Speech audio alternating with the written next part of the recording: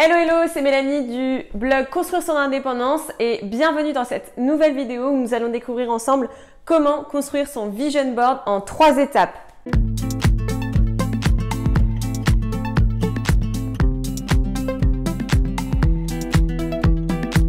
Donc l'étape numéro 1, c'est la construction de tes objectifs.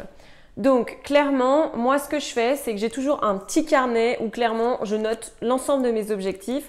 Donc ça peut être des objectifs business, ça peut être des objectifs personnels, sportifs par exemple, et ça peut être aussi des objectifs de voyage, de découverte, d'expérience. Donc tout ça, je le note dans un petit carnet et en fait ça me fait une liste d'objectifs. Donc ça c'est la première chose à faire puisque lorsque vous allez créer votre vision board, si vous arrivez et que vous avez une page blanche, c'est pas le moment de réfléchir à quels sont tes objectifs, il faut y réfléchir en amont. Donc l'étape numéro 2, c'est l'étape de l'achat du matériel. Donc clairement ça ne nécessite pas tant de matériel que ça. Donc nous cette année on s'est procuré des toiles de cette taille-là sur lequel tu vas pouvoir coller, dessiner ou peu importe l'ensemble de tes objectifs 2020 puisque voilà on est sur l'année 2020 aujourd'hui et ensuite ça te permet bien sûr de l'exposer de manière claire chez toi. Voilà, c'est plus sympa, tu peux l'encadrer etc. Et vraiment c'est hyper important de l'exposer à un endroit où tu peux le voir tous les jours. Donc si tu le mets au placard, c'est pas la peine, tu n'as aucun effet sur le vision board. L'idée c'est vraiment, voilà, tu le mets dans ton salon et peu importe si les gens viennent et te disent « mais c'est quoi tes objectifs là tu pars en cacahuète complet ?»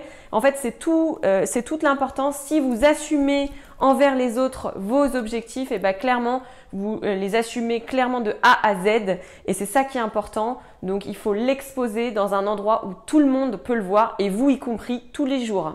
Et l'étape numéro 3, c'est la réalisation. Donc il faut prendre le temps de faire cet exercice parce que sinon vous allez regarder des vidéos sur les vision boards, sur comment réaliser, etc. Puis vous n'allez jamais le faire. Donc posez-vous un jour dans la semaine. Vous voyez, nous c'est prévu là ce week-end, on fait l'atelier vision board. Donc on le fait avec des amis, voilà, c'est un peu plus sympa, des amis qui sont dans le même état d'esprit, qui se disent pas non mais c'est quoi ton truc, moi la peinture ça m'intéresse pas, c'est pour les bébés, voilà. Donc rassemblez-vous entre amis pour faire un truc un peu sympa, voilà, c'est la galette des rois, c'est parti, on se retrouve, on fait un vision board ensemble et du coup ça vous bloque le créneau et vous savez que c'est en début d'année que vous le faites et du coup il sera valable pour toute l'année, vous pourrez le voir toute l'année le plus longtemps possible pour bien sûr vous rappeler au quotidien tous vos objectifs.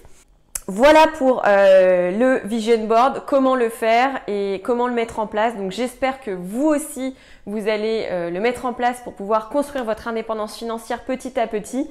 C'est vraiment un outil très puissant, pas seulement pour construire son indépendance financière, je dis ça parce que bien évidemment c'est un de mes objectifs principaux, mais si vous voulez créer une entreprise, si vous voulez faire des expériences tout au long de l'année, je vous conseille vraiment de faire cet exercice parce que ça va vous pousser à atteindre vos objectifs de manière incroyable alors que c'est juste finalement des gommettes qu'on colle sur un papier, on se rend pas compte de l'impact que ça peut avoir d'en faire une habitude en fait, de le voir tous les jours. Donc pour terminer, j'ai envie aussi de vous montrer, alors de manière très rapide parce que c'est très personnel un vision board, ça dépend aussi des gens. J'ai envie de vous montrer ce que j'ai fait les 2 années précédentes pour vous montrer un peu l'évolution en termes de mindset on va dire. Donc voilà, quand j'ai commencé mon premier vision board, ça partait dans tous les sens. Clairement, j'avais plein de photos dans tous les sens. Voilà, j'avais séparé une moitié professionnelle et une autre moitié famille, amis. Et l'année qui suivait, j'avais une vision un peu plus claire de ce que je voulais faire en termes de business avec l'indépendance financière, la construction qui arrivait à la base au centre de mes attentions et ensuite tout l'aspect loisir. Et cette année, encore une fois, j'ai éclairci ma vision et c'est ça qui est important, c'est que au départ, vous pouvez être un peu brouillon, mais c'est pas grave. On est obligé aussi de passer par un certain nombre d'étapes avant de réussir finalement tous ces objectifs. Voilà, vous avez des étapes à passer et ça peut passer par des étapes un peu brouillon et finalement, plus vous avancez dans le temps et plus vous faites cet exercice de développement personnel, plus vos objectifs deviennent clairs et pour vous et pour les autres bien sûr. Et donc du coup, voilà, c'est un objectif, c'est un exercice en or. Donc je vous encourage à le faire pour votre année 2020. Et voilà, je vous souhaite une belle journée. Salut, salut!